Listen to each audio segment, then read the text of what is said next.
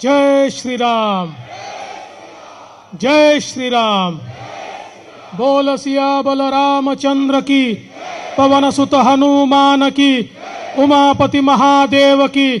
बोलो जी भाई सब संतन की, सनातन हिंदू धर्म की, गौ माता की, भारत माता की। जय श्री राम, जय श्री राम। आज जिनके अभिनंदन समारोह में हम सभी लोग यहां पर उपस्थित हुए हैं, ऐसे परमदारणीय श्री 1008 महामंडलेश्वर स्वामी विश्वेश्वरानंद गिरी जी महाराज, इस अभिनंदन समारोह में इस समारोह को और गरिमा प्रदान करने हेतु हमारे बीच पधारे हुए स्वामी परमात्मानंद सरस्वती जी महाराज, श्री स्वामी अभेदानंद गिरी जी महाराज महामंडलेश्वर जी, श्री प्रणवानंद सरस्वती जी महाराज महामंडलेश्वर जी, जगत गुरु रामानुजाचार्य स्वामी श्री श्रीधराचार्य महाराज जी महामंडलेश्वर, श्री स्वामी शंकरानंद सरस्वती महाराज जी, मंच पर उपस्थित श्री मंगल प्रभात लोढ़ा जी, श्री गोपाल शेट्टी जी, अमित साटम जी, योगेश सागर जी, जिन्होंने हमें यहाँ निमंत्रित किया, ऐसे पवन त्रिपाठी जी, यहाँ पर उपस्थित कृपाशंकर सिंह जी, संजय पांडे जी, मोहित भारतीय जी, अशोक जाधव जी, भगवान कोकरे महाराज, अनिल गलगली जी, मंचासीन सभी महानुभाव और उपस्थित सभी बहनों और भाइयों, मैं ऐसा मानता हूं कि हम सभी के लिए एक बहुत ही सुअवसर है कि जब अपने पुण्य आचार्य जी का सत्कार करने हेतु, स्वागत करने हेतु, अभिनंदन करने हेतु हम लोग यहां पर एकत्रित हुए हैं। और मैं ऐसा मानता हूं कि अभिनंदन समारोह तो केवल एक बहाना है। हम सभी ये चाहते थे कि पूज्य आचार्य श्री का आशीर्वाद हम प्राप्त करें, संन्यास आश्रम के इस पवित्र सानिध्य में हम लोग कुछ समय विचरण करें। और उसी के चलते जब पवन जी ने इस समारोह के बारे में बताया तो मैंने कहा कि इससे अच्छा मौका नहीं हो सकता, जहां एक और स्वामी जी ने संन्यास आश्रम के 50 वर्ष पूर्ण किए हैं, वही माता वैष्णो देवी ट्रस्ट पर एक विश्वस्त के रूप में उन्होंने कार्य संभाला है। और ऐसे मौके पर उनका अभिनंदन हो और हम सब मिलकर उनका आशीर्वाद प्राप्त करें। और मैं अपने आप को सौभाग्यशाली मानता हूं कि जहां एक और उनका अभिनंदन करने का मौका मुझे मिला, वहीं इतने पूजनीय धर्माचार्यों के साथ इस मंच को साझा करने का मौका मुझे मिला। इसलिए मैं अपने आप को बहुत सौभाग्यशाली समझता हूं। सच तो यह है कि हमारी सनातन संस्कृति में हमारे धर्म का जो महत्व है वो बहुत बड़ा है, और कई लोग इसको बहुत संकुचित व्यवस्था में देखते हैं। कई लोगों को लगता है कि धर्म का मतलब केवल कर्मकांड से होता है। वो तो एक बहुत छोटी सी बात है। हमारी सनातन संस्कृति ने धर्म को आचरण के साथ जोड़ा है, और आचरण की शुद्धता के लिए धर्म के मार्ग पर चलना, यह हमने हमेशा महत्वपूर्ण माना है। आचार्य जी पिछले समय में कुछ वर्ष पहले एक कार्यक्रम में गया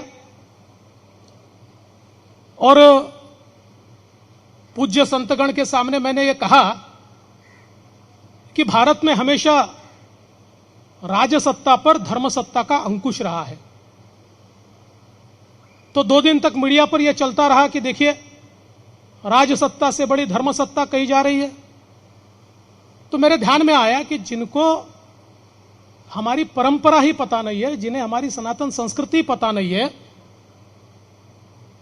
वे लोग इस बात को समझ ही नहीं सकते। इसका कारण धर्मसत्ता का कभी यह मतलब नहीं रहा है कि राजा को किसी के आदेश का पालन करना था, लेकिन धर्माधिष्ठित आचरण के लिए जो नियम बने थे उन नियमों पर जो राजा चलता था वो महान बनता था, और जो नहीं चलता था वो नीचे आता था। यह धर्मसत्ता का महत्व हमने उस जमाने में देखा था। आज शायद हम हमारे संविधान को उसी रूप में देख सकते, लेकिन मैं ऐसा मानता हूं कि जो आश्रम की हमारी व्यवस्था है, यह इस प्रकार की व्यवस्था है कि हम तो अपने जीवन में एक आम आदमी की तरह अपना जीवन यापन करते हुए शायद अपनी शुद्धता को खो देते हैं, विचारों की शुद्धता को खो देते हैं। ऐसे समय हमारे आश्रम परंपरा, हमारे गुरु एक ऐसी व्यवस्था है कि जो व्यवस्था हमारी विचारों की शुद्धता को वापस लाने का काम करते हैं, जिनके सानिध्य में जाने के बाद हमारे विचारों की शुद्धता को हम वापस ला सकते हैं। इसलिए मैं ऐसा मानता हूं कि ये जो व्यवस्था हमारे देश में खड़ी हुई और हमारी सनातन संस्कृति ने खड़ी हुई, इसकी एक बहुत बड़ी परंपरा है। कई लोगों को यह लगता है कि हमारे देश का जो इतिहास है, जो अंग्रेजों ने लिखा वही इतिहास सही है, किंतु अंग्रेजों ने केवल वो इतिहास लिखा जो इतिहास हमारे समाज का तेजोभंग करना चाहता था, जो ये बताना चाहता था कि ये हिंदू संस्कृति या सनातन संस्कृति, ये दकियानूसी संस्कृति है, ये किसी भी प्रकार से कोई दिशा नहीं दे सकती, क्योंकि अंग्रेज जानते थे कि हमारी संस्कृति की जड़ें, हमारी सभ्यता की जड़ें इतनी मजबूत है कि अगर ये जड़ें जड़ से नहीं हिलाई तो हमारे ऊपर राज नहीं किया जा सकता। आज इतने आक्रांताओं ने आकर हमारे देश पर आक्रमण किया, प्रभु श्री राम जी का मंदिर तोड़ा, काशी विश्वनाथ को तोड़ा। इसका कारण क्या था? वो जानते थे कि जब तक आस्था के ऊपर प्रहार नहीं होगा तब तक यह आस्था समाप्त भी नहीं होगी और यह सनातन धर्म समाप्त भी नहीं होगा। लेकिन वो जानते नहीं थे कि सनातन धर्म यह इतना मजबूत है क्योंकि यह सत्य के आधार पर खड़ा धर्म है, यह प्रकृति के आधार पर खड़ा धर्म है, यह आचरण को और आचरण की शुद्धता को महत्व देने वाला धर्म है। और इसलिए इतने सारे आक्रमणों के बावजूद भी न हमारी संस्कृति मिटी, न हमारी सभ्यता मिटी, न हमारे विचार मिटे, न हमारी परंपरा मिटी, न हमारे आश्रम मिटे, न हमारी गुरुओं की परंपरा मिटी। उल्टा जितने हमारे ऊपर आक्रमण हुए, ये सारे आक्रमणों में हमारी इस परंपरा ने, हमारे गुरुजनों ने हमारे सनातन धर्म को सुरक्षित रखने का काम किया और इस धरोहर को अगली पीढ़ी तक ले जाने का काम किया। आज तो माहौल बदल रहा है। हमने वो जमाना भी देखा कि जब देश के बड़े बड़े राजनेताओं को मंदिर में जाने में शर्म लगती थी। जाते जरूर थे लेकिन छुप छुप कर जाते थे, बिना कैमरे के जाते थे, रात के समय जाते थे, सुबह जल्दी चले जाते थे। लगता था कहीं मंदिर चले गए तो हमारी सेक्युलर वोट बैंक खराब हो जाएगी।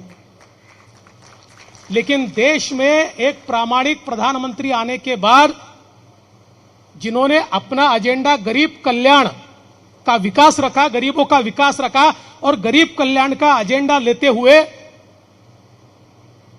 आध्यात्मिक शक्ति के साथ, पूरी सत्यता के साथ, सच्चाई के साथ काम करना शुरू किया। और जब प्रधानमंत्री जी मंदिर जाने लगे, आशीर्वाद प्राप्त करने लगे, वो तो पहले भी करते थे, बड़े सहजता से जाते थे, अभी भी सहजता से जाते, लेकिन उसका परिणाम यह हुआ कि उसके बाद राहुल जी भी मंदिर जाने लगे, केजरीवाल जी भी हनुमान चालीसा कहने लगे, उसके बाद हमारी ममता दीदी भी चंडी पाठ करने लगी। तो मैं ये मानता हूं कि कम से कम ये तो हुआ कि अपने आप को सूडो सेक्युलर कहने वाले मंदिर जाने से जो डरते थे, बचते थे, वे सारे के सारे लोग अब ये मानने लगे कि अपने धर्म का अधिष्ठान करना, इसमें शर्म की बात कोई नहीं है, लज्जा की बात नहीं है, ये तो गर्व की बात है। और इसलिए मैं ऐसा मानता हूं कि एक बहुत बड़ा बदलाव हमारे यहां आया है। और वैसे भी हमारे सभ्यता की जड़ें ये बहुत मजबूत है। अभी तो नए नए संशोधन हो रहे, और हमारे जो इतिहास तज्ञ हैं, हमारे जो डीएनए एक्सपर्ट्स हैं, इन्होंने तो अब सब प्रमाण ये हमारे सामने रखा है कि दुनिया की सबसे पुरानी सभ्यता ये भारतीय सभ्यता है। इससे पुरानी कंटिन्यूअस कोई भी सभ्यता यहां पर नहीं है। ये आज ध्यान में आया। अंग्रेजों ने तो गलत पाठ पढ़ा दिया था, कहते थे आर्य बाहर से आए थे, यहां तो द्रविड़ थे, उनके साथ संघर्ष हुआ, फिर द्रविड़ों को दक्षिण में जाना पड़ा, आर्यों ने कब्जा कर लिया। इस प्रकार का गलत इतिहास हमको पढ़ाया जाता था। लेकिन अब डीएनए के संशोधन के बाद नए नए खुलासे बाहर आ रहे हैं।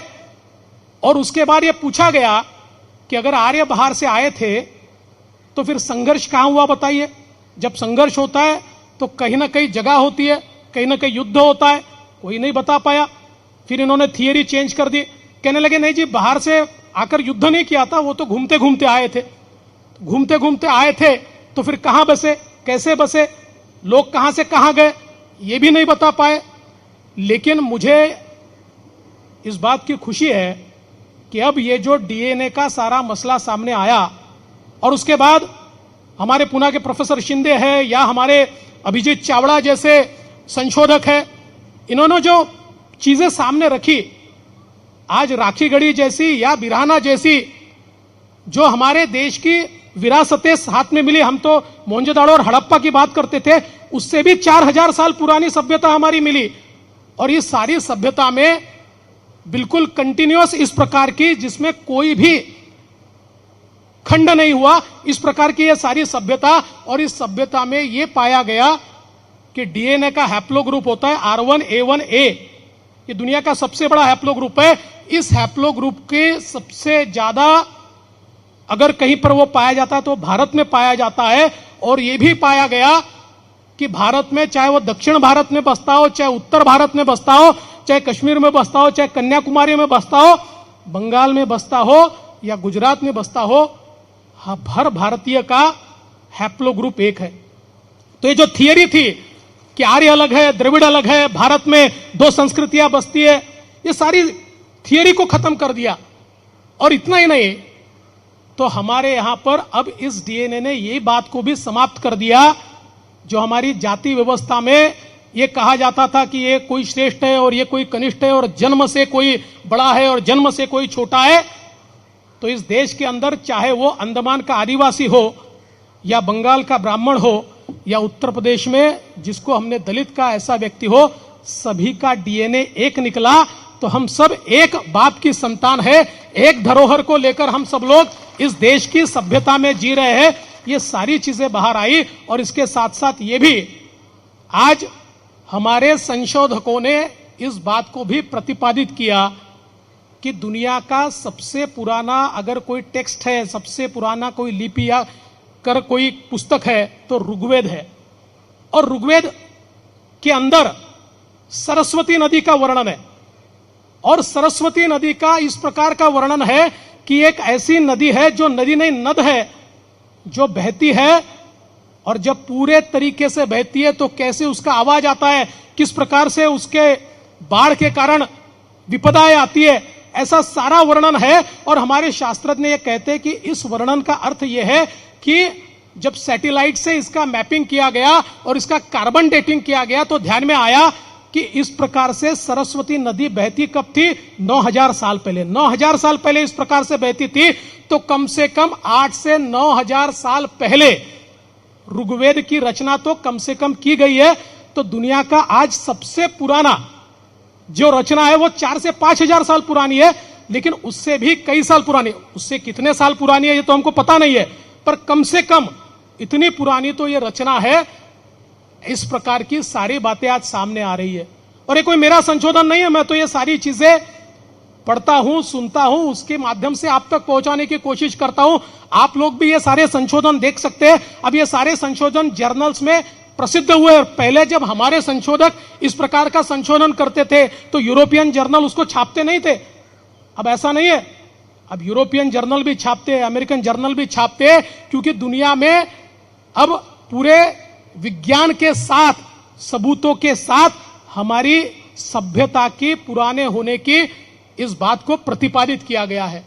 और इसलिए मैं ऐसा मानता हूं कि हम सबको ये विश्वास होना चाहिए कि एक बहुत बड़ी परंपरा का निर्वाह हम लोग कर रहे हैं, और उस परंपरा में हमारे पूज्य संतगणों की एक उनकी बहुत बड़ी भूमिका रही है, उसको बचाने में, उसको समृद्ध करने में, उसको आगे ले जाने में। और विशेष रूप से आद्य शंकराचार्य जी का तो हम सबके ऊपर ये उपकार है कि जिस समय शायद ये परिस्थिति थी कि धर्म समाप्त हो जाता, ऐसे समय फिर एक बार उसको प्रतिष्ठित करने का काम उन्होंने किया। और उसी परंपरा को चलाते चलाते, उसी परंपरा के एक निर्वाहक आदरणीय हमारे महामंडलेश्वर स्वामी विश्वेश्वरानंद गिरी जी महाराज, आज इनका अभिनंदन करने का अवसर हमको मिला। मैं ऐसा मानता हूं कि हम सब लोग बहुत ही भाग्यशाली है। हम तो गुरुओं के लिए क्या मांग सकते हैं, उनसे हम मांगते हैं, हम उनके लिए तो कुछ मांग नहीं सकते। फिर भी ईश्वर से तो मांगा ही जा सकता है, इसलिए ईश्वर से इतनी प्रार्थना करते कि ईश्वर उन्हें दीर्घ आयुष्य दे, उन्हें बहुत अच्छा आरोग्य दे, और सैकड़ों सालों तक, अभी तो 85 साल पूरे हुए हैं, लेकिन जब 100 साल पूरे हो तब भी इसी प्रकार का मौका मिले और हम सब लोग भी उस समय यहां उपस्थित रहे, ऐसे ईश्वर से प्रार्थना करता हूं। और इस अच्छे कार्यक्रम में यहां मुझे निमंत्रित किया, इसलिए मैं आपका आभार व्यक्त करते हुए अपने शब्दों को विराम देता हूं। जय हिंद, जय महाराष्ट्र, जय भारत। एबीपी माझा, उघडा डोळे बघा नीट।